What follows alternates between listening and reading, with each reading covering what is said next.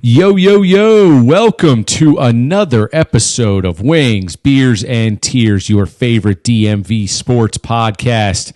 We have so much shit to talk about. We are going to get right into it tonight. None of it is good. Unfortunately, there's plenty of bad to go around, but yet again, there's plenty to talk about. At least we've got some interesting teams still playing in their respective sports. So we'll get right down to it. I am Todd, joined as always by Mr. Jerry. How are you, sir? Hello. And Jeremy, rounding out the crew. Yo, doing well, boys. It's Monday, so I haven't had time to get too pissed off at work yet. So. It took me until about 10 o'clock today just to want to go fucking postal. Jesus Christ. Word there. All right. So, speaking of going postal, there's plenty of Nats fans out there that are going postal. As we recorded last week, they were on the verge of going up 2-0 against Houston, the heavily favored Astros, in their quest for a first World Series title in 86 years. And it looked awesome as we laid down the hammer and beat them 12-3 in Game 2. Came back home to a ruckus crowd at Nats Park. Absolutely beautiful weather on a Friday night, and proceeded to drop 3 in a row in very unspectacular fashion. They were outscored, if I'm not mistaken, 19-3 in 3 straight games at home. And I wish I could say that the games were kind of hanging in the balance in the 4th or 5th inning, but you just knew each one of them was pretty much over. It was a bit disheartening. I, for one, feel bad for all the fans that trekked out there and went to the games. I'm certainly glad I didn't shell out the money.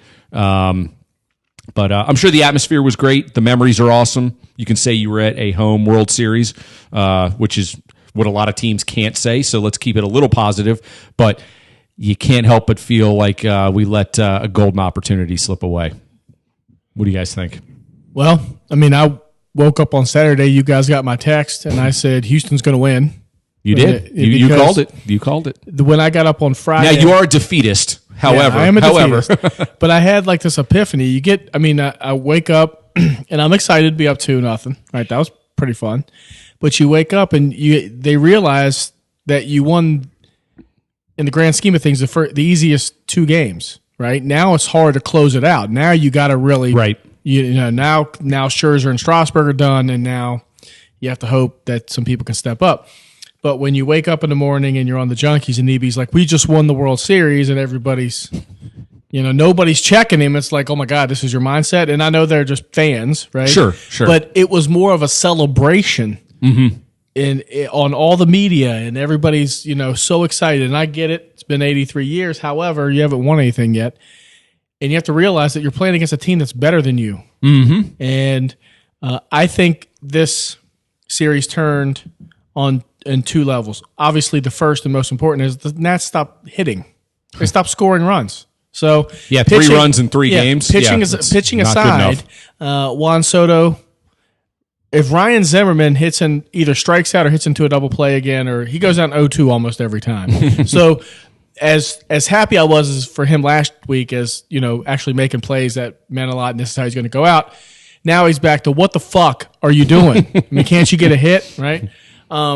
So obviously they stopped hitting, and I think the series turned when Patrick Corbin got outpitched by a rookie.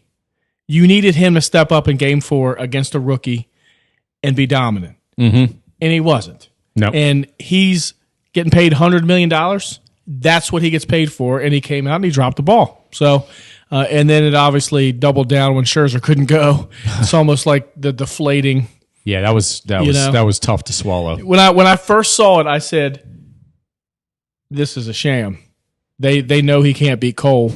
It's a Travis Shamockery. Yeah, Travis Shamockery. You pitch Ross against him and just pray that Strasburg can beat Verlander, and then in Game 7, now you got Max. That's what I thought at first. I thought that's a strategic move, but then the actual Nat insiders came on and said, "No, man, he's really hurt." So, yeah. Which I guess in my heart, I was hoping that was some sort of strategy, but I don't know when he got hurt. It was never any. So, in your mind, it's a foregone conclusion. It's done. You think Houston wins, right? I do think Houston wins. Yeah. I do think Houston wins. However, if you're going to go out with Strasburg. He's got the best chance to win. Yep. But he needs to pitch into the 7th because once you get to the bullpen, it's finished. It's curtains. Well, I mean, it's Strasburg's last game of the season, no matter what. He can throw 140 if he has to. I don't give a shit. Right. So, I mean, that's absolutely right. You got to get him to the 7th. Cheers, boys. Cheers. But, Houston's the better team. That's why we're where we are, unfortunately. 2-0 was great. 2-0 with getting past their first 2 pitchers was great, but can't win without hitting. Always been the Nats' problem. I thought it was solved this year. And just not there, but you know what? They get the DH back in the last 2 games. That's going to help a little bit. That's what I'm thinking. Do you guys think that they adjust better with the DH? Is that the reason? I don't think they adjust better necessarily, but they always have that dilemma. How do we get like Kendrick, Cabrera, and Zimmerman all in the lineup? They can't do it at home. They can't. It's not possible. Right. Well, one of them's DH on the roads. That's simple, and that just gets one extra relatively clutch bat in there, I think, and that's big. I mean, how many times do you get runners in scoring position? Not that often. So you got one extra. Every third inning, you got a better chance. If you can get the win tomorrow, if then Scherzer can go at all. It sounds like there's about 0. Is it? I haven't been paying much attention to them. I would be. I think if they shoot him up and he's tough as nails, right? Right. If he can't go, he's really, really hurt. I mean, that guy's as tough as they come. He couldn't get dressed yesterday. I guess that was. Yeah. I mean, he couldn't even get a shirt on. His arm to get a shirt on. Yeah. When did he get hurt? Well, I guess they said it's not the same thing that kept him out, but he's got. I guess he's always had some. Tightness in his neck and upper back, and I guess that sometimes it flares up a little bit, but usually it's a day thing. I've heard it's a nerve issue, which you have no idea how it comes on, when it comes on, and as a result, you have no idea how long it's going to take or when it's going to resolve itself. It's basically back spasms, just upper back. Here's the only way they win: Strasburg goes, Scherzer gets healthy, and can come out and pitch Game 7. That's the only way they can win. Quite possibly, yes. I am not a defeatist, but they have the look right now of they look so. I'm talking about the Nats. They look very similar to how St. Louis looked in the previous series. Well, when we just beat them down. They haven't been up in 3 games. It hadn't even been close. Yeah, they can't get out of the first or second inning without giving up a bomb. I know. No, they're hurting. Obviously, if they don't hit, it's a foregone conclusion. It doesn't fucking matter, right? What they have going for them is Strauss in Game 6. Who has been the Nats' best pitcher, bar none. Max is a warrior. He's awesome. Strauss is a class above right now, in my opinion. And in a big game, if you needed to win one, I would personally throw Strauss out there. Yep. So you have that going for you. And to make a parallel to hockey, in a hockey game, a goalie can absolutely steal one. Holtby did it in Games 6 and 7 against Tampa 2 years ago. He stopped 50 shots in 2 games in back-to-back shutouts for us to win that series, down 3-2. Amazing, right? Strauss has the power to do that. You said 7th inning. I'm going to go further. I think he needs to go 8. I think he needs to go 8 inning and exit with the lead, and I think we win the game. And I know that's a tall task, especially in that ballpark, but you don't have a choice right now. He has got to be the man, and he's got to be more than just, he gave up 4 runs and 5 hits over 6 and really gave it the... He needs more of a quality start. He needs a dominant start. He needs a fucking dominant start. I'm talking 8 innings strong, 13 strikeouts, 1 or 2 runs, that's it. If they want a chance to win, in my opinion. And then Game 7, dude, all bets are off. Yeah. That game could be 12-11 for all I care. Who knows? Start Ryan Zimmerman at pitcher. Who gives a shit?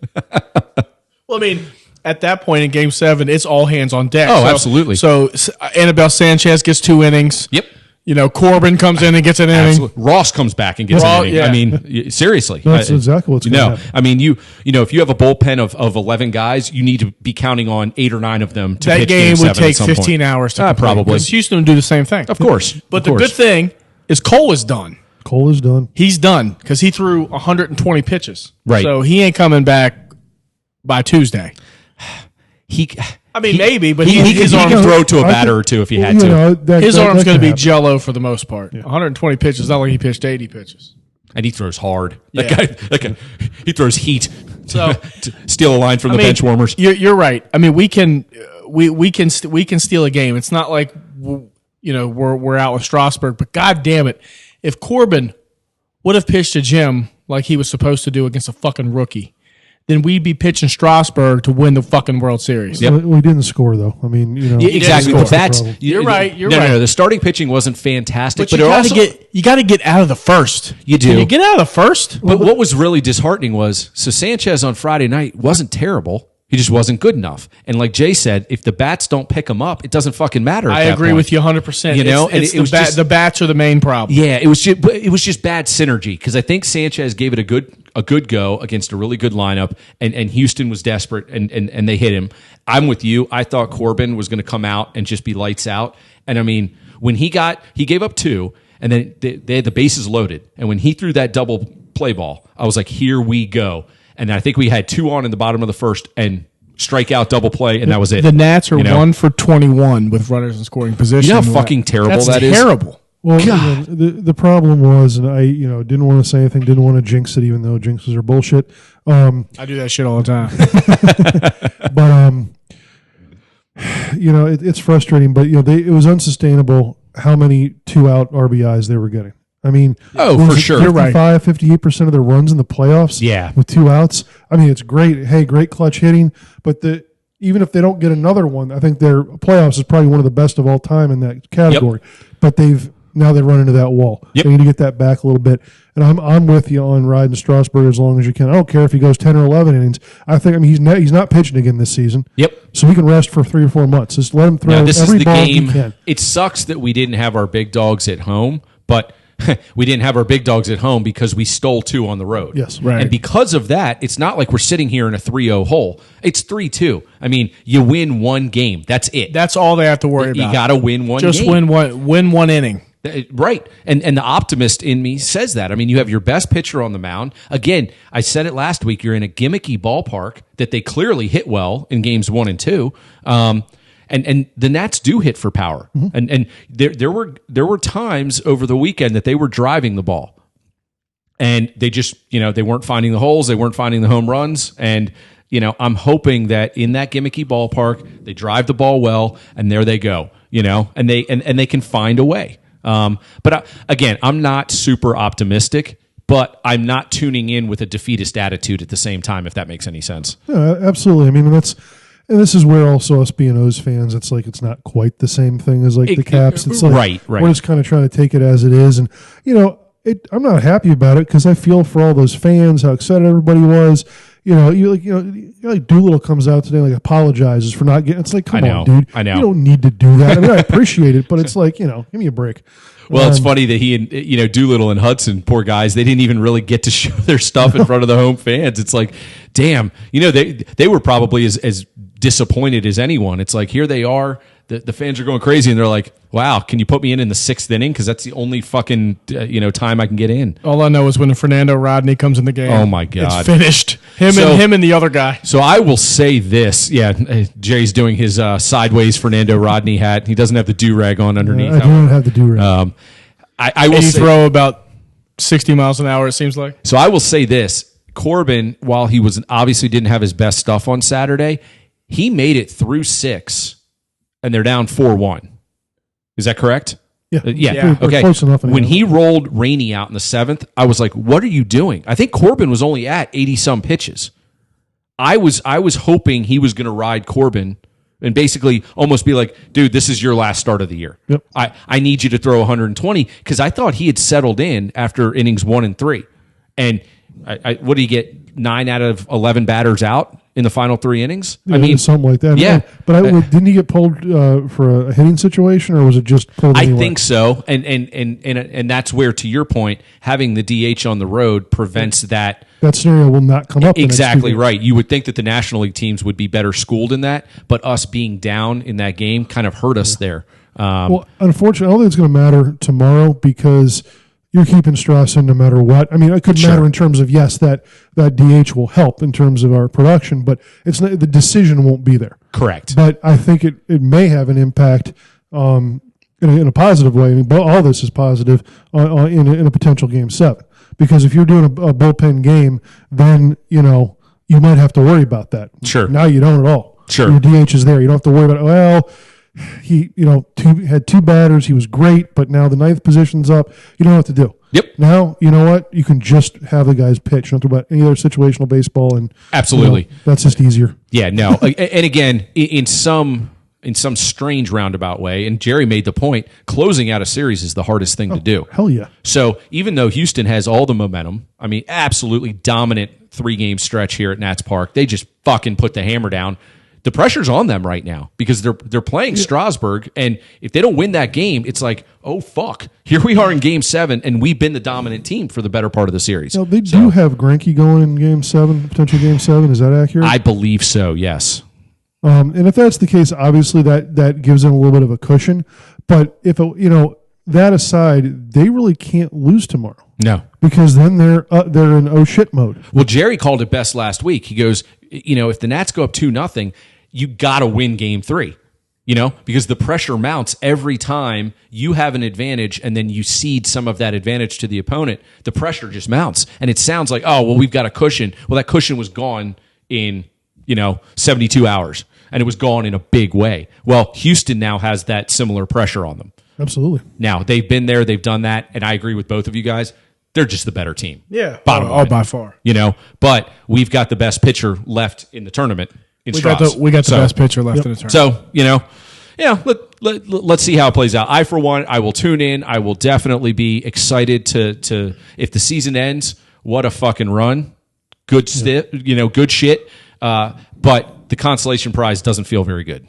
No, this was a wasted opportunity. Well, I think when you go from winning the last 2 against the Dodgers, was that the Howie walk-off also in Game 5? C. And then just destroying St. Louis, who's been a nemesis also. I mean, it does feel like there's a little bit of, unfulfilled, aspirations or whatever there. But, I mean, it sounds like loser talk, but I'm not actually a Nats fan, so I don't think that's possible. This has been a tremendous run. Incredible. And, I mean, first time in the World Series for this franchise, first time for Washington baseball in whatever it is, 80 years. That's awesome. It's just straight up awesome. It is. And if you look at recent memory, this team pales in comparison to the 2012, 2014, 2017 iterations that won over 100 games, division champs, everything else, and those guys couldn't get out of the first round. Yep. And here's this team two wins away from a possible World Series. I mean, so hell of a run. Cheers to those boys. And let's hope we're celebrating next. Just win the next game. Just win one. That's just Davey. win one game and do it twice. What is it? I think it's Davey just says, "Hey, just go 1-0 tomorrow." That's it. So cheers to the Nats. Good vibes coming their way, and we'll cross our fingers and put our rally caps on and hope for the best. So we will now turn our attention to football, not EPL football, although I would love to do a segment on EPL at some point. But we're going to turn our attention to American football. And to recap the week that was, what a complete shit show. The Ravens, our crown jewel in this area, had a bye week. The Redskins played one of the back-to-back one of the worst games I've ever seen on a Thursday night. That probably got a rating of like 2 people. Callahan a lot of credit. I think he tries to get the games done in under 2 hours. It's pretty amazing. Just a horrific 19-9 game against Minnesota. Just bad football all around. If you don't want to play Dwayne Haskins, then don't activate Dwayne Haskins. You know what I mean? Especially when Case Keenum. Then you have to activate Colt McCoy. Yeah, that's awful. But Case Keenum, who gives a fuck? But if Case Keenum is going to get hurt every third game, yeah. So if you don't want to play Dwayne Haskins because he's not ready, then don't activate him, because otherwise he's going to play every third game and he's going to come in and look like shit because he never practices. I mean, throwing out stats and trying to recap this game is completely pointless because it was just you knew Minnesota was going to win. Dalvin Cook ran for a lot. Yeah. And the defense got worn down. Yeah. And Haskins looked terrible. You know what? I'll give them this. They seem to be playing hard for Callahan. That usually happens when a coach gets replaced, especially with a veteran like Callahan coming in. He understands how to get the most out of the guys. They're playing hard, but who gives a fuck? They're terrible. And all this talk on the radio about you can't punt this season. You gotta go out there and win the games because that's what it's all about. Well, okay, that's fine, but win the games with the guys that we have already talked about that you need to see how they're going to fit into the roster in the future.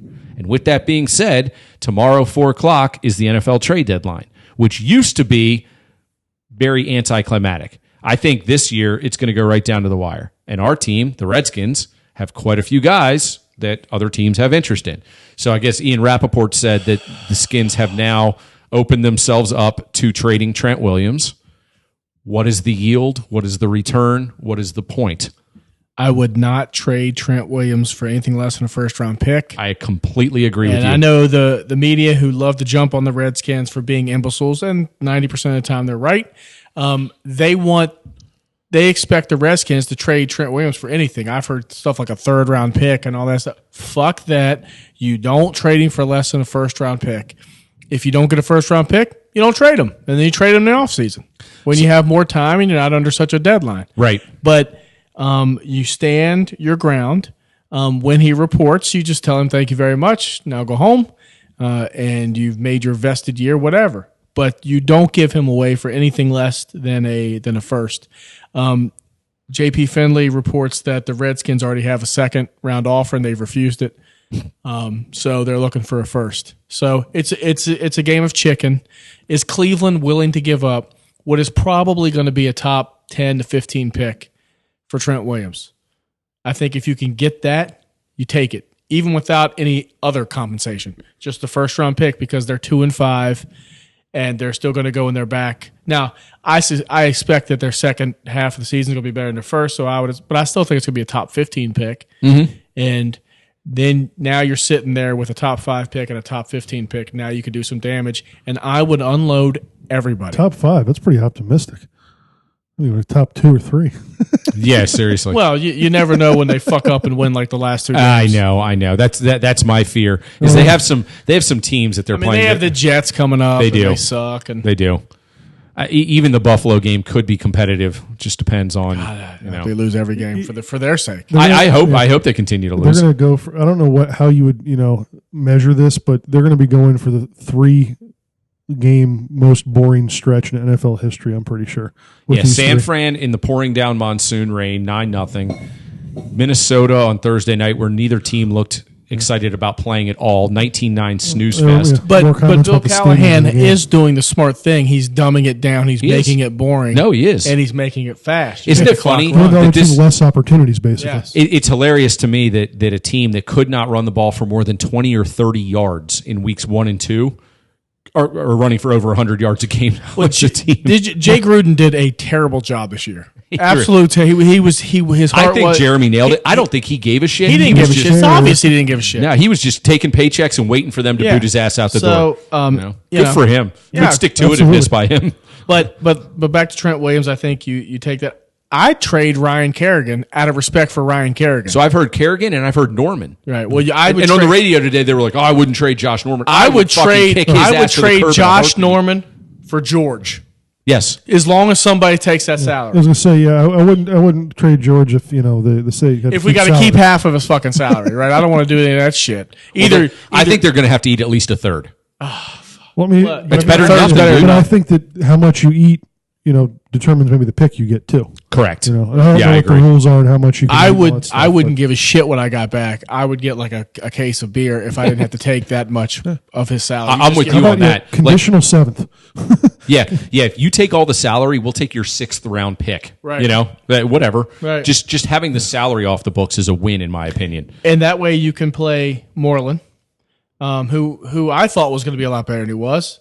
Obviously, but you never know, man. I mean, you got Josh Norman making all that money. It's not like you can just bench him. Right. That's going to be a fucking fiasco. Well, these young guys, regardless of position, they need reps. But they need game time, man. Trent Williams is your bell cow. You have to keep him for a first round pick. You cannot trade him for a second round pick. The fact that rumors were out there, like founded rumors early in the season, even before it started, that a first was on the table. But that's been refuted. New England has come out and they have said we never offered a first round pick for Trent Williams. who can you believe in the NFL? It's Are a they giant- offering it now? Probably offered a massage or something. Are they offering it now? I don't know. Well, obviously not. Yeah. So I don't think for a second New England offered that shit. I don't know who offered what. All I know is his trade value right now is way lower than it was earlier. What, now I don't think so. Now you have leverage. Now it's get up or shut up time. If I'm Cleveland, what are you really trading for? You're trading for the future, Right. Right. You're trading for next year, so you don't like. If your theory is listen, we need a left tackle. And there's a couple in the draft that we can get at our pick in 15, but we could just give up that pick and get the same left tackle. All right, so let me ask you this, because I think you're 100% spot on. They need a first round pick. But what if New England comes tomorrow and says, "Hey, look, we get Trent Williams. We have a straight shot to the Super Bowl, and it's worth our first round pick." Well, what if that pick is 20, 29 or 30? That pick is going to be 31. Right.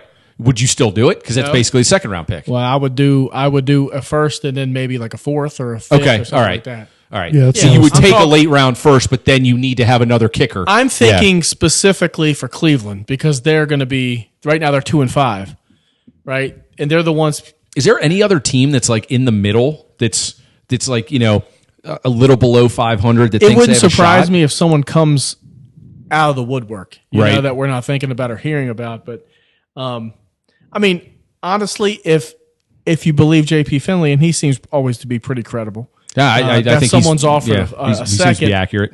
You know, do you take a second and the tight end from Cleveland, Njoku or whatever his name Right. is?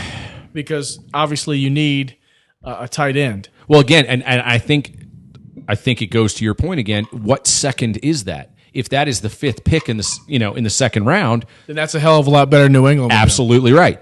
But I don't think you take the best offer that's given and do it, which is what everybody who hates the Redskins says to do. So when they don't do it, they can crush them for being inept and stupid. I think that would be incredibly stupid. Plus, you're opening up yourself for any veteran that doesn't want to be here to say, I don't want to be here anymore. Well, you've had that stance from the beginning, and I think you're right. At some point, you have to draw a line in the sand and go, yes, we are an inept organization, but you can't just fucking choose not to play for us when you have a contract. That's I wouldn't bullshit, pay you know? Brandon Sheriff a lot of money. He might be the greatest guy in the world, but he's a fucking guard. Guards don't make wins. I know I'm turning a new leaf and I'm turning into this analytic guy. Guards don't make wins. Brandon Sheriff doesn't play. They're still 1-7. They're Right. 1-7 with Brandon Sheriff. If Trent Williams doesn't play, they're 1-7 with Trent Williams. 1-7, 2-6. It's not like Donald Penn has been getting blown out, and you're like, oh my God, if we only had this one guy. Right. You know why they can't win? Because they don't have any speed. They don't have any running backs. They don't have a tight end. They don't have a quarterback. They don't have a quarterback. That's why they're not winning. And let's face it, they have nobody that's steering the ship. No one at the front office level steering the ship. We've beaten this horse. But it's not it's not the X's and the O's, man. It's the No. Jimmys and the Joes, and they don't have Yes, sir. They don't have weapons. Nope. And they need weapons, and weapons are wide receivers, running backs, and quarterback. Obviously, it's the most important. They're one of the least scary teams I think I've ever seen. And on defense, it's outside linebackers and corners. Mm-hmm. Outside linebackers and corners. That's all I would do. I mean, they have a good safety, and the kid they got from Alabama or from the Giants, right? Oh, yeah. He's good. Collins And has been solid. no, he's a and good they have a player. good they have good defensive line. Mm-hmm. But that doesn't translate. Right. Third downs off the field, sacks, corners. If you have a corner who can line up against the other person's best wide receiver and shut him down, you can play defense. If you can't, now you're screwed if you can't get to the passer. Right. And Kerrigan, back to him, can't get to the passer anymore, and he deserves a chance to win. I was going to say, he, at this stage in his career, is probably a third down rush lineman. Don't waste his energy on first and second down. He's kind of worthless on the field there. He'd be perfect in Baltimore. He would be great on a contending team that has the luxury of having a specialist who can rush the passer one every 5, 6, 7 plays and is pretty good at it. And I think Kerrigan's rushing abilities go way through the roof the fewer downs he plays. And on the Redskins, he has to play every down. And as Jeremy said off the air to me, he's the kind of guy you go to him and you say, what do you want to do? These are our options. Yep. Tell me Where what do wanna you want to play, and we'll make it happen. You've always for you. been a warrior That's right. for us, and we're here for the next 3 years. We're rebuilding. Mm-hmm. We're going to tear every fucking thing down, and we're going to start from scratch. And I don't want you to do that. Where do you want to go? Yep. And but this is what I need from you. Mm-hmm. I need to get a. But they won't do that because Kerrigan jerseys still sell. Maybe, and because he's very popular. Yeah, he's very popular, and the front office has this fake image that they're trying to hold on to. It's an image that doesn't actually exist. But unlike Trent Williams, he doesn't have a lot of capital. It's not like he's going to command a lot. True. Right? Trent Williams can command what Ryan Kerrigan, if you get a third and a fifth Okay. I'd be thrilled with that. Or or just absolutely. a second. Something. Well, I'm hoping Trent moves for a number of reasons. I'm hoping it's for a first-round pick, obviously. I mean, that would be tremendous. And I'm not even – obviously, the 31st pick is completely different. I wouldn't mind getting something in the low 20s. 22nd, 23rd, 24th pick. Because like you said, Jeremy, they're going to have the second or third pick, or God willing, the first pick. I mean, don't worry, they won't fuck that one up. No, I mean, But Miami Dolphins, so and I will say this: I was thinking about this today. I lauded their last two drafts. I thought they were pretty prudent and all that stuff. Those guys haven't done shit. No McLaurin's a beast. He's been great. Haskins, somewhat of a disappointment. Sweat, somewhat of a disappointment. Holcomb. He's been solid. He's been solid. Yeah. But then you get Geis, can't stay on the field. You don't know if he's any good or not. Nope. You don't know if he'll ever play. Nope. Who did they get last year, number one? Who was their number one pick last year? Haskins or no, the year before. I have no idea. Payne. Oh, that's right, Payne. Yeah. All right. So they haven't been hitting as much as like the past 2 or 3 drafts. I've been like, man, they have done really well. And then they just haven't. And then it hasn't translated. And I don't so know is that coaching? It could be. And it could be. I don't think Greg Minuski is a very good defensive. He's awful strategist. Yeah, that's what I wanted to bring up. I just don't think he's a very good strategist. He may be able to coach linebackers, sure, like with the best of them. Dude, he's the kind of coach. He's great in training camp. He's great for conditioning drills. He's great for the rah-rah shit on the sidelines. But that's like a second level assistant coach role, where he can go to the linebackers and even the D line and go, listen, you motherfuckers, let's get our shit together and go kick some ass. And they're like, rah, the rally cry, let's go. He can't draw up a scheme defensively. It's pathetic. Yeah. And he sure as shit can't execute it. What do you think, Jeremy? My thing is this. We talk about all this stuff with the corners, this, that, and the other. It's just, even Norman has said it, because if you only have to cover for 2.5, 3 seconds, almost anybody can cover. You don't need to have that stud, lineman,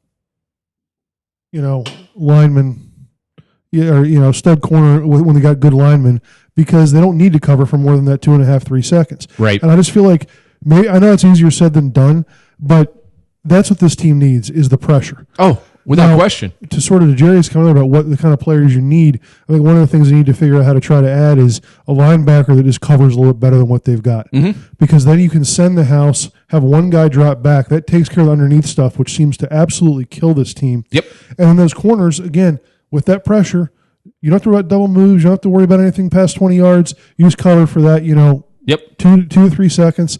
It's easier for everybody. And Minuski, he probably is not doing it because the team's not capable, but it's frustrating watching those things not happen, essentially. No, I agree. And the fact that they are so not scary lends itself to the fact that they can't even bring the house and still get pressure. And that's kind of what I mean. Maybe the ability isn't there. Yeah, no, it's fucking pathetic. They can bring 7, and there can be 5 blockers, and they can't get to the quarterback inside of 3 or 4 seconds. I mean, it's almost like a bad college team where they don't have the horses or the athletes defensively, and there's nothing schematically you can do at that point. You basically just hang on for dear life, and you hope for turnovers, and you hope that the other team fails to execute. They get a chop block every once in a while, and face a 1st and 25, and then you got a shot. But they're not a team that scares anyone. They can't stop that initial run and make it 2nd and 9. They can't stop that 2nd and 9 pass play from being a 10-yarder for a first down. I mean, they just can't make the basic defensive plays. When they do, they look like a real team. It just happens about 25% as often as it needs to. And then to pile on a little bit, the offense can't hold on to the ball for sustained drives. Right. So it's like a double whammy at that point. Well, you get that fumble, and then Case fumbles right back. Well, and Jerry said it. I mean, God bless Keenum, but the guy can't stay healthy for stretches of time. It's impossible. The scary thing is he's been healthier over his career than Colt, like by a long shot. It's just now that he has to play against a team where their O-line's mediocre and their lack of weapons, he's trying to do too much, I think, and he's getting run over. Yeah.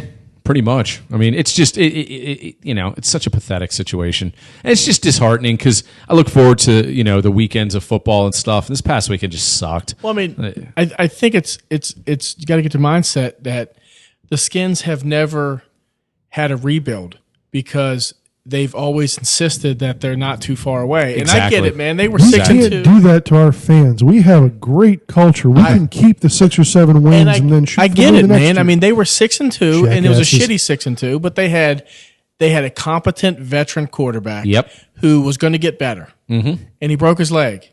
But at that point, it's over. Yep. It's over, and you got to just eat it, sell off the pieces, and rebuild. And you started with Haskins. I don't really know what's going on there. Maybe he really is as bad as he looks. But I think you got to give him weapons. Got to. You got to give him weapons. And you got to give him opportunities, man. I mean, if you can clear house of salary, if you can ditch salary. Well, you ditch Norman. I think that if you You could ditch Kerrigan. He's Ditch got $11 Kerrigan. million. and Yep. move I think this is the offseason to dump Smith's salary if you want to. There'll be a little bit of a dead hit, but nowhere near as bad as if you keep him. Right. Do that. I mean, that's going to open up a lot of money. Now you got money. Now you got to and I think you can sign. No, you're not paying Trent either. Yes, you can Right, sign right. competent linemen, Mm-hmm. but you need to draft skill. Yes. You need to draft elite skill. You and need you to- can't. Malibu agrees with you. And you can't. Thank you, Melba. You can't miss. Like No. you can't have a fucking Josh Dawson. I That was a killer. I could not agree more. Much I of a mean, disaster. Seriously, let's look at McLaurin and look at. I mean, he did more in 8 games than Dotson did in 3-4 years. sure. And he's little and he's been on the field more. And I mean, the best judge is Dotson sucked when he left. He got injured, He got but, hurt right away. but he's not. But he's not like he was. He's never going to be any good. I don't think so either. It's just depressing. But yeah, you know what? Let's see how tomorrow plays out with the with the trade deadline. Maybe they actually do move some of these assets and get picks, possibly a player My or two guess back. is and they've been talking a little bit before this probably. and gauging what to do. Mm-hmm. They are unlikable as hell. Oh yeah. Unlikable, and they're smug and they're stupid. And they're probably like that in the business sense too. They're Yeah. probably a pain in the ass to But do business I with. don't. I'd say more they probably. I think they're not that stupid to where, I mean, they're not that stupid where they know they shouldn't be trying to trade Trent Williams. I understand that the leverage they get. I mean, they're unlikable people, but they knew they were going to trade Trent Williams. They're going to try. I Right. wouldn't give up. Not with that said, I would. If you don't give me a 1, we'll talk in the offseason. Because it's going to ramp up closer to the draft again. Sure. You're going to retain his rights, and everybody's going to know he's want to go, and all you need is one person to offer that 1 up. Yep. But I think you trade Kerrigan now. I think you trade if you can trade Josh Norman and just get the best thing you can for him. Maybe there's a sucker out there. The problem is the Redskins are usually the suckers. They usually are. And wouldn't it be something if Norman went somewhere and like he revitalized his career and looked like his old Carolina self? If he goes somewhere with a creative defensive coordinator and all he has to do is play zone, which is what he wants to do, Right. then he can be competent. Play zone, play nickel or dime corner, whatever it is. He's still got certain abilities. He's not a cover man-on-man cover. He never guy. Not was. anymore. Nope. No. Nope. But he's all right now. He's like 12 yards off the ball. Yeah. So all you got to do is throw a little. Well, Jeremy pitch. brought a great point earlier with regard to, your secondary is only as good as the pressure that you bring, right? And I mean, Norman's great years there in Carolina, their D line was just It was disgusting. off. Well, you have just off the charts good. You have Sweat and Kerrigan and John Allen and Payne and Ioannidis. He's and playing well. Ioannidis, Yeah. right? So they have the makings of it. The problem is they're on the field all the time. Yeah. Because And that is true too. That it's probably that more than it is the ability of those players. It's just the 40 minutes. Or it had to be close to that on Thursday, right? 40 minutes on the field. That's so pathetic. I mean, all-star. All-star Pro Bowl defenses can't handle that. no, not at all. Well, I think we spent too much time on the Redskins already. More than I'm 30 depressed. seconds was too much Fuck. time, but whatever. God, they're terrible. So, unfortunately, more depressing news. Maryland found it yet another way to get the shit kicked out of them this weekend. Well, it was pretty similar to a lot of other times. Christ. That's true. Second play of the game pick, but they still just have no quarterback of note that can move the ball down the field, unless they are breaking big plays from that inside handoff, from that RPO, from that misdirection. Slants, The stat was, I think they're second in the Big Ten in plays over 40 yards and like third in plays over 30 yards.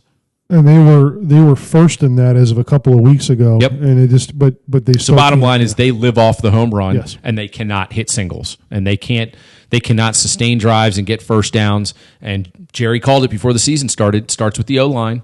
Their O-line is young, and just it cannot hang with the D lines in the Big Ten. and the depth is I think really been the problem. Brutal, there. brutal. Depth in the secondary, depth on the O-line. Believe it or not, in the back. It's getting there for running back. I know. I mean, our strongest position is now thin. So, tough pill to swallow here this season for Maryland. It started very promising and has not gone that direction. And I don't know what's going on with Josh Jackson. It could just simply be the injury. I'm not 100% sure, but he looks a shell of himself from his Virginia Tech days and from the first couple weeks at Maryland. I mean, you go back to that Syracuse game and look at the film and look at him now. Looks like a completely different person. Well, I think in a lot of ways, I mean, again, I think the injury is number one, but it comes down to even in those early games, there were some plays that he would run where you're like, dude, what are you doing? He just chucks it 30 yards out of bounds, which is safe, but it's not productive. And when you're not playing well as a team and that's your best asset, he's just not making a lot of plays. He hasn't made a lot of plays since the Syracuse game. No, I mean, not all that's on him by any means. I mean, I think Piggy's been given the same chance, and he's done no better. Well, no, the plays are there to be made, and that's just it. I mean, when you look at the coaching staff, they look dumbfounded sometimes when we come off the field. They can't execute a simple 5-yard in on 3rd and 2. The ball's 10 yards overthrown. I mean, it's pathetic. And that bothers me a little bit, though, too, because I think that there are plays like that are happening. There are also some play calls where I have the same reaction Agreed. that they have to, like, Jackson or Piggy's throws. I'm like, I have the same reaction to the play you guys just called. Yeah. What the fuck are one you series doing? was Right. Piggy or Josh. The next series was all on, Locks and, in Montgomery there. And it's just like, it's like both sides are just flummoxed with each other. And it's like, don't you guys, like, talk during the week? It's your fault. No, it's your fault. No, it's your fault. Y'all suck. Yeah, man. you guys all Honestly. suck equally. Congratulations. Well, I mean, they're not making a bowl game. No. You know what? Michigan and No, those Ohio State. opportunities are well not. past. You know what? On Yes. Saturday, the uniforms are going to look awesome. Yeah, Terps uniforms Saturday are going to be great. Throwback Terps script helmets. Mini- I think those should be our helmets all the time. Yeah, those should be our personally. uniforms. Are they going to all bring the back Farrell Edmonds too? Oh, they should. bring Farrell Chuck Fawcett. and Aziz Ziz and Abdul Fawcett. Rauf. Yeah. Always bring back Ziz. And then Boomer and Reich and Gallup. Bring them all back. Bannock action. All right, so I'm thoroughly depressed Well, after check. our football talk here. So let's Yeah. turn our attention to the CAPS Caps. Do it. And here we are. We got one game left in October. The I'm just- gauntlet that I said was going to be brutal, and we barely get past 500. And we are sitting at 8, 2, and 3. And the prize, which we don't have any, but the prize goes to Jerry, in my opinion, as even with what we all called, including Dave, we'll throw him under the bus because he's not here, said, Fuck you, Dave. yeah, I won't say that because, I don't know you that well and I kind of like you, but I say fuck you, Jerry, all the time, so maybe it makes sense. Anyway, Jerry gets the prize, in my opinion, for prediction for the first month of the season. Without I think question. He was the closest. No doubt Even about though it. We all said temporary expectations, bud. Can't do it. They've been rolling. They've So been with good. that being said, so they have 19 standing points in the month of October. They are 8, 2, and 3 in a month that I really thought in those 14 games we would be hovering around 500. Clearly, 8, 2, and 3 is not 500. Jerry said they need to get points early and they need to go and be at the top of that division, and they are there. So Jerry, I give you applause, Jerry. Well done, sir. I don't know why This is you rare, ever so- doubt my hockey knowledge. I do, but that's a different story. My fucking hockey knowledge is a shit. I think the cog and the key to the It's not successful shit. It's better than that. Yeah, I think the cog, in my opinion, everybody can talk about John Carlson and the timely goals and the way to the gritty start and the comeback and the 4-goal stuff and all that stuff. Fuck that. The reason they're winning is Chandler Stevenson. And I'd like to give a toast to Chandler Stevenson. The guy plays just hard. He plays the way hockey should be played. The sarcasm is so thick. I'm just He's a happy to see two-way the light. player. He's a two-way player. What did you just read? Like notes from Alan May? Take all the I don't know. I'm just Alan making up May-isms. fucking hockey cliches. Despite the fact that they have one of the most worthless players on the roster, in the all NHL. Bring back Steckel. At least that guy could do face-offs, and then take out Crosby in the Winter Classic, which might be one of my top awesome. five favorite memories of the Caps. But anyway, no, I mean this is what you expect. These are the Caps, right? They have a lot of veterans, and they have a lot of Russians, and traditionally, when they lose and look bad and disinterested, they look terrible, right? But then after they get embarrassed, then generally they come back and look pretty good for a while. Yeah. Sometimes in the same game, even. Yeah, without question. And so, the things that concern me, though, this year are Wilson's not as dominant as I thought he'd be. Oshie's playing well. I thought Wilson would be better. Kempney getting 2 goals is sort of... That was ridiculous. Yeah, I mean, the same spot, Yeah. the same type of play. Ovi's old, and he needs to step it up later in the year, I think. I mean, you just sort of let him go through the motions. I would try to even decrease his time, maybe let him play some power play. I think what concerns me, though, is like I said, Wilson. And then when we play speed teams, it looks like we don't have the legs to keep up. And that's a little bit, I mean, when you watched Edmonton in the third period of that game, now those guys are studs, but it was like, what kind of strategy do we have? McDavid's going to make anybody look stupid. Yeah, but are we really going to try to go ice is like a fast break basketball game, or shouldn't we really try to put a body on someone? Shouldn't we lock them down? Maybe in the playoffs we would have done that. Obviously, it's much tougher, but I guess long and short of it is, I'm happy with the start. I still have concerns about Todd Reardon, and I think I think those are founded. Yeah. I think the power play, the defense seems to be a little suspect, maybe strategy wise, but the power play concerns me, especially against speed teams. We're going to struggle against speed teams, and Carolina doesn't suck, and that scares me. No, the league. They suck. The league has never been more narrow. When the fuck are we going to play teams that suck? Because everybody we play is amazing. Nobody sucks. That's the problem. Even the teams that are at the bottom of the standings right now, the Devils, the Rangers, Detroit and Ottawa suck. Okay, but I'm looking in the East. I mean, Detroit and Ottawa are awful. But like Montreal, Philly, Columbus, Rangers, Devils, they don't have a ton of standings points. None of those teams are bad. All those teams have character. They have skill. But as the season moves on and they start to get distanced, they're going to start trading shit. They're going to start giving up. They're going to start playing younger players. That happens every year. Maybe. I mean, you can't have a year where everybody's good. By the way, you were saying Ovechkin's old, and he has 9 goals in the month of October, right? I'm just saying, I would decrease his minutes. I don't disagree with that. His 5-on-5 minutes, I don't mind that. Ironically, he's one of the ones when he's out there that I think has been pushing the pace in the neutral zone and forechecking. Now, in the defensive zone, he leaves a bit to be desired, 5-on-5, but he always has. But you're right. He is getting older. Those legs don't churn the way they used to. But the guy is just a goal scorer.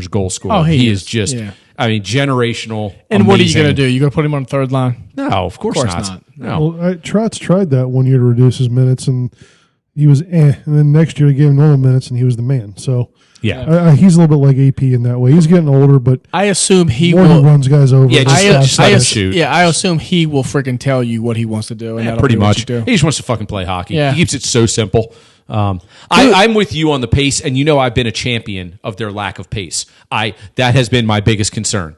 And it's not that they cannot keep up, because there are stretches of games where they dominate. Again, that Colorado game, as bad as that first period was, they completely flipped the script in the second period. They outskated them. They completely shoved the pressure right down their throat. Right. How can you impose your will on a skilled, fast, young team like that? Because you have skilled, fast, young players too. They don't play it often enough for my liking. Now, I don't think they should be a breakneck, fast pace, almost like a basketball team that does everything in transition. I don't think they're built that way, and that's okay. But I think they need to push the pace and get out of their comfort zone more often. But isn't there a way? I mean, one of their weaknesses this year, despite the fast start, has been not being able to hold leads in the third period. Isn't there a way in the third period you could lock that shit down? So I'm going to let Jeremy take this one because he and I had this conversation, and I think he's dead on. First of all, we have two very cushy stretches, one in January for about 2 games and one in March for about 2 games. That'll be our easy stretches. It's the schedule just isn't. Everybody's good, like Todd said. We should get a Wings, Beers, and Tears night at the Caps game. We all go to a Caps game together. No, we're not big enough to go to a suite, but the 3 of us should go down like the old days. Let's do that. Raise a little fucking hell. Yeah, we should do that. Get some wings and get some beers and then cry when they lose. Yep. But now here's the deal. I mean, you hear that all the time. Probably the majority of people think exactly what you just said. Majority of idiots. No, I mean it makes sense, but I just think in this day's NHL, I mean it's like, okay, you don't want to give up leads. Well, one way to not give up leads is stop getting leads, and we don't want to do that. So let it happen. To me, the last game was perfect for my kind of analysis and my kind of don't worry about it to people that overreact about things, because you're down 5-1, you come back, you win the damn game. Everybody, Holtby sucks. Well, you know what? Samsonov can suck too sometimes. He gave up 5 goals. Yeah, Samsonov was. He was shit the other night. Suck. I'm just saying. Yeah, it's like it happens. No, it does. It does. But goals get scored in the NHL. Yeah, Goalies get made to look foolish from this time season, to time. More than ever, I swear. Maybe it's because I'm paying a little more attention to other games. Sometimes I don't. There have been comebacks pretty much every night from every type of team, good, bad, in between, and it's just like it just happens. 2 or 3 goal leads are not safe.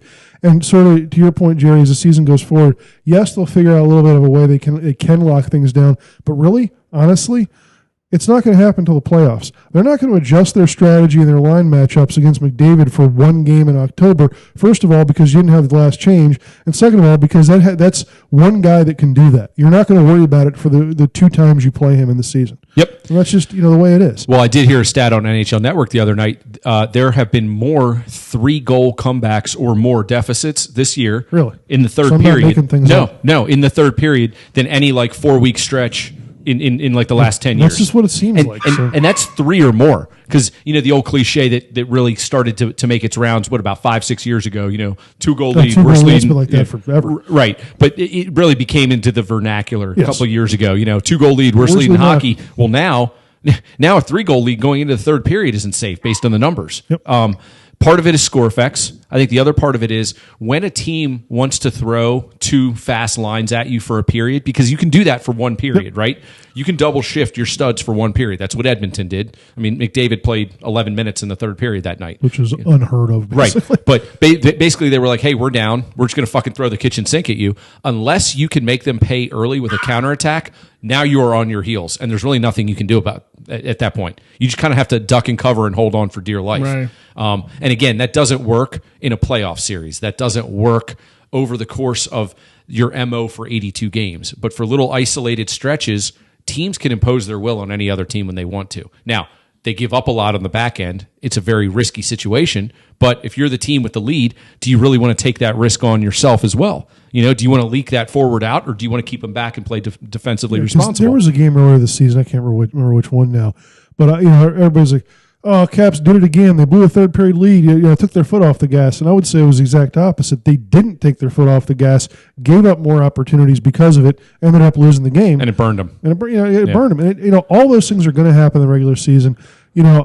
I actually, just by watching this team this year, I would not say they were 8-2-3. No. They haven't been that good, but they have found ways to get that many points, and that's really impressive to me, honestly. Missing Kempney, missing Kuzi, Holtby not on top of his game, and they've had a tough schedule. They're 8-2-3. You know what why? The hell? And this is what Jerry said years ago. They have talent. He's like, and when your best players, they might not be at the top of their game, but we can still roll out skill that is unmatched on 3 full lines. And on what was it, Friday, I guess, Carlson 0 points, Ovi 0 points. Yep. I mean, maybe this was just in the comeback, but there was a whole rack of 5 or 6 stats. Top guys basically did zippy, and they came back from 4 down. I think the thing that concerns me a little bit is we are getting outshot consistently by a pretty good clip, and I know that shots on goal aren't what they used to be as a metric. because a couple point shots that are 30 feet away that Holtby or Samsonov can see. I mean, that's crap. So if you pepper them with 5 or 6 of those, and you're like, oh, they're out shooting them 12-8. It's like, yeah, well, 6 of those were basically just gimmies. But we are getting consistently outshot, especially on the road, which leads me to what Jerry was saying. Is Reardon doing a good job of reacting to line matchups when they're the road team? So far, they seem to be getting the ice tilted against them a little bit too often for my liking. I think that's 100% true, and it's a very valid concern. I think the other thing, again, just more, anecdotally, I don't know if the numbers would bear this out, but I think the poor power play has led to lower shot numbers. Because I feel like I've seen power plays where they have 30 seconds of zone time and maybe a shot. Yeah. And it's like that, and that's where slingshot. They can't seem to get it in the zone. No, so they bad. can't establish zone time, and it's bad. It's bad when you get a minute and a half of zone time, 1 shot on goal, 2 hit the post, 3 get blocked. So you had 6 shot attempts, whatever. But I feel like they're only getting 1 or 2 shot attempts a power play, and that's what's keeping those numbers down a lot. And I'm not a huge believer in faceoffs. I think that's one of those stats where you take it or leave it. It's not a driver of results when you look at numbers, but it's all about timely faceoffs. And Dave made the point when we did our Caps preview, and he said they don't find a way to keep the puck when they have the advantage. And he's 100% right, because they'll get an offensive zone faceoff to start a power play, and that puck is in their own end inside of 3 seconds, 9 times out of 10. And then I look at the faceoff numbers and I go, how did we won the majority of the faceoffs in the game. A lot of them were kind of meaningless. We didn't win the key ones. I know I complain a lot, and but Nobody's disagreeing, by the way. Yeah. Andy agrees with you. I know. I The complain audience a is lot. actually agreeing wholeheartedly. But I'm like the Bruce Allen of this podcast. No, but you're actually competent. But Backstrom holds the puck on the power play, and it just seems. I assume what he's doing is he's trying to make the perfect play, but it almost allows the defense to get back into set up. So when he holds and Kuznetsov does it too sometimes. No, as soon as you said that, I'm like, hold it between on the the two sides. of them. Yep. Right. I mean, and so it's like, I love watching like last year's Tampa's power play. They were it was like a hot potato, man. They were moving that shit. Yep. Guys were going all, they were a nightmare to defend. I think the Caps have simply become predictable on the power because play. they just assume that get Ovi in a spot. Right. Well, a couple of the power play goals that we've scored over the last couple games, Ovi's actually had the primary assist on. And I think he needs to be doing that more and more. He had that fucking gorgeous slap pass to Carlson a couple nights ago. Ovi's sick with the puck, man. Dude, his passing ability has always been underrated. Always been underrated. Just because of how unbelievable he is as a goal scorer. That guy can pass the puck. Yeah, he can 100% pass the puck, but I think he's also a little bit of a crackhead on the puck. Like, you don't want him to have it for too long because he's going to fuck something up. And by the way, his passes are coming in hot. You better be able to receive that shit, dude. And this is where, again, I know it's ridiculous to talk about playoffs when you're 1-6 the way through the season or whatever it is. But we saw it a little bit last year. I think we are seeing it at times this season. Again, the problem is the zone time's been so low. They've been doing a lot of rotation between Ovi and Carlson. From the Ovi spot to the top of the umbrella, and that's something you actually used to see a lot when they were having trouble when Green was here. They wouldn't just sit there in that same formation with maybe Kuzi and Backy swapping spots, but now they're getting a lot more movement. I think as a regular season, they don't really need to do it. You're just not going to see it that much because I think we actually saw it a lot against Carolina. Obviously, we lost the series, but we saw a lot more variation, especially to push back against the aggressive penalty kills. And I don't think they're worried about doing that as much right now. That's a good point. That's a really good point. Yeah. So, let's hope they get a point or two on the road tomorrow night and wrap up the month of October with 20 or more points. But even if they don't, that's 19 points in the month, which is very, very solid. Yes. They have the potential to break the team record. Does anybody know if it's 20 or it must be 20 if I believe it is. Break it. So with any kind of points tomorrow they can break. There's no chance the NHL allows them to win in Toronto. It's just never going to happen. We'll see. But I like where they're at in terms of the standings. You made a good point earlier, Jerry. They're 8-2-3. They don't feel as dominant as that record sounds, but they're just doing it in strange ways. And as much as we lament the fact that they pissed away a point in Edmonton the other night, they come back and absolutely steal one against Vancouver. Yeah, that was a wash. And I think, again, league-wide, as I'm trying to take a step back from being, such a hardcore Caps fan, it is happening more and more league-wide. I can't really put my finger on it. I did try to explain it earlier with, teams pushing and having, those top two lines that they can roll for a period, but it just seems like score effects are more prevalent today than they ever have been. Well, they get the Coyotes, Flyers, Canadians. That seems to be a winnable 3.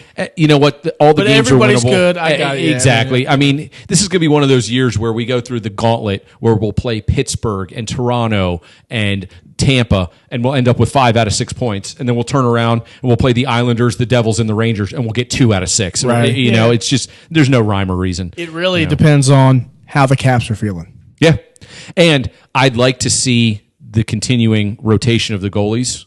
Because, again, Holtby is going to have stretches where we go, trade him, get rid of him, We don't want him back with that salary. And then there's going to be stretches like, 3 games ago where he was a 940 save percentage in 3 games, and he's just lights out. Well, he was, honestly, I thought he was pretty much fantastic against Edmonton. Oh, I thought he was awesome. He got hung out to dry. Yeah, he did. Dude, Edmonton had 46 shots on goal. And they were 2-on-1s all over the place. But the scoring chances in that game were like 2-1 by Edmonton. Yeah. No, Holtby kept out. He got us that point. Well, he kept us in the game. I assume they're going to give him rest early in the season, and as we get closer to the playoffs, last 20 games, he's going to take. Well, like we've talked about with his looming contract coming up, they need to see what they have in Samsonov and be willing to either go all in on him and then a veteran backup, or whether they're going to negotiate with Holtby and hopefully get a hometown discount. I could see both scenarios playing out right now. Well, and I think we've seen. I'd have to look at the exact numbers. I think we've seen Holtby get 65 starts. We're not going to see that this season. No, it's going to be 55 max in my opinion. That was the exact number I was thinking of. I hope they keep it down into the mid 50s. But at towards the end of the season, he's going to start getting all of them so he can get ready for the playoffs. Because probably. I remember him saying, "I need to be in a rhythm." Yep. That's more important than not being tired. Which is ironic because we won the Stanley Cup with him not even starting the playoffs. Exactly. So, fuck it. What do we know? Just looking forward to that part of the season. They're every other day, all except for, from about late March through the end of the season. Last 8 games, all of them are every other night except for one. I think he's going to get, 7 of those last 8 or whatever it is. Samsonov will get one of those back-to-backs, and that sets him up going into the playoffs. Yep. So, you'll probably see them be, Samsonov will basically have 25 starts between now and mid-March, at least. That's what we're looking at. He's going tomorrow, right, Holtby? Holtby's going tomorrow. Correct. I would think so, because they're off for what? Yeah, they've been off, and they've been off for a while. Traditionally, he's been very good in Toronto too, because it's not an easy place to play. And as Jerry said, my guess is power plays are 3-1 ratio Toronto. Fuck yeah, they will be. So, we'll spend a segment in one of these episodes where we talk EPL for half, and then we just bash the refs for half. It'll be amazing. Like, Jay, they don't have a back-to-back until the end of November from now on. Well, good, because they had 2 in October. Yeah. I was just looking at the same thing, and I'm sure though this is why I was not up in arms when they pulled Holtby one game and then put Samsonov in the next game. My guess is at least the first 20 games or so they already had who was starting on the board. They weren't going to change that. Right. And like a scripted first 15 plays in football or whatever. Yeah. And I wouldn't be so. I mean, my guess is they honestly have, every game Samsonov is, or both of them, I guess, obviously, are going to start the rest of the season. Obviously, injuries will impact that, but they know. And, to Jerry's point, I don't even know if Samsonov gets a start anytime soon because they got, 3 days off after the Flames game on Sunday. I don't know if you put him in any of those games because, again, it's that every other night. Holtby can do that. He can, but they might give him the third one there. I'm assuming he'll get one of those 2 on the road against the Sabres home against Sabres or Flames.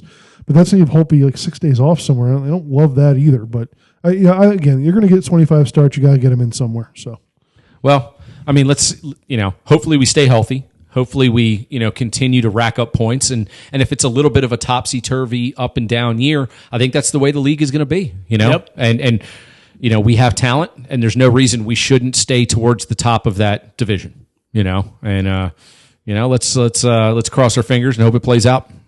So, And yes, I realize 27 plus 55 equals 82, but no, nobody listening is doing the fucking math on starts. Trust me. well, Maybe Davis. you heard any, Yeah, Dave. you heard any of Witt's math recently? It's been Oh horrific. my God. He's actually been pretty quick at times, though. Well, I love how he's like, yep, was it 40 plus 13 equals 43? And he kept saying it over and over again. I was like, Jesus Christ, Witt. When you get tunneled, you know. I thought it was perfect. And Biz was even making fun of him. I don't think he picked up on it, so I'm interested to see what happens in today's pod for them. Hopefully they throw down now. But seriously, thank you for joining us for another week of Wings, Beers, and Tears. And I really sincerely hope we have more optimistic viewpoints on our football teams this time next week, although I'm not crossing my fingers. I sincerely hope that the Nats have an epic comeback. And if they are able to get the last two, that means the road team will have won every game in the World Series. That would be freaking awesome. Just get the next one. Just get the next one. Go Nats. Go Nats. Let's go, boys. And we will see you next week where we will have our Maryland basketball preview. Yes. Let's go, boys. Very exciting. There you go. Top 10 preseason. That's right. That's right. Trending up. So until next week, Wings, Beers, and Tears saying thank you for joining us. Jeremy, see you boys next week. See ya. Peace. See ya.